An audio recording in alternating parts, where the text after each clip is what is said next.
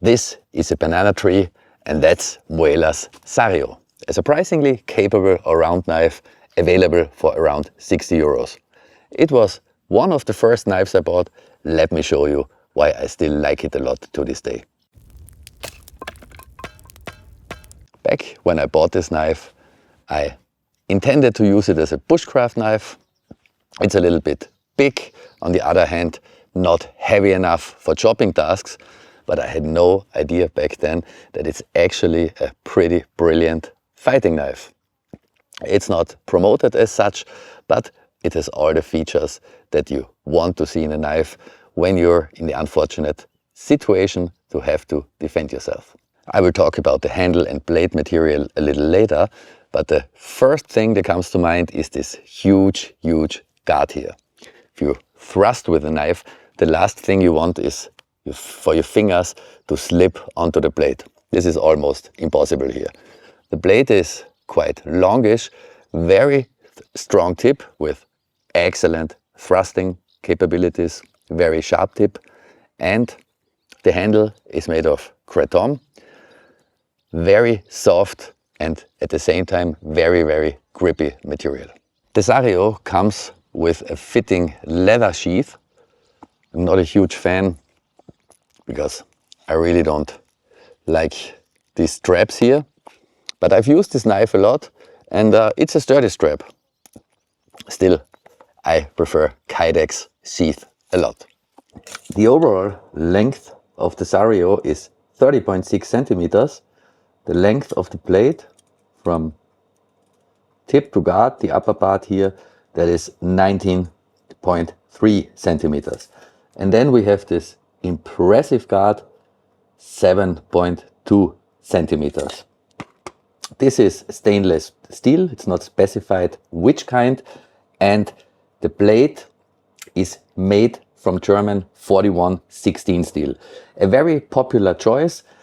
Cold Steel manufactures their line of chef knives. I really love them. It's not a super steel, but in terms of corrosion resistance, it really excels. Very high chromium content. The edge retention is okay, but it's easily resharpenable. Usually, of course, that depends on the heat treatment. We are talking about a hardness range in the 52 to 57 HRC. Like I said, very popular steel, also used for surgical instruments and also used in a lot of more affordable outdoor knives. One of the first questions that people like to ask is it full tang? It's not specified anywhere on the manufacturer page. So I did the magnet test.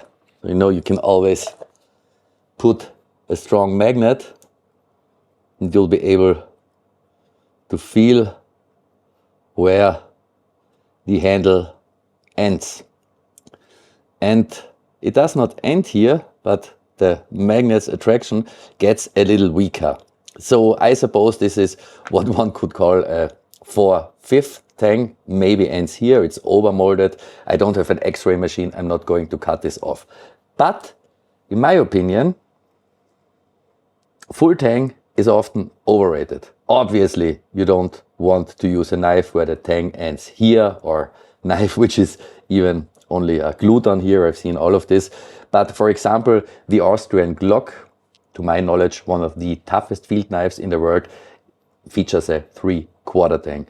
So this is definitely sturdy enough and also pretty thick blade, 3.2 millimeters, not as thick as some of these tracker knives. Like I said, not really heavy enough for chopping with its 302 grams, but a really nice overall package.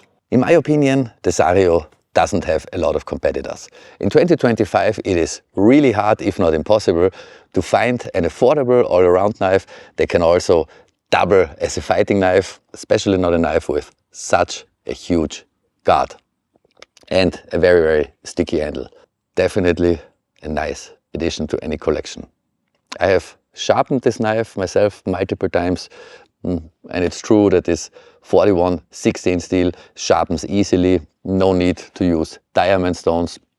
But if you intend to do a lot of chopping work, it's of course a better choice to get carbon steel, better edge retention. But for an all-around knife, also a great camp chef knife, by the way, I can highly recommend the Sarrio.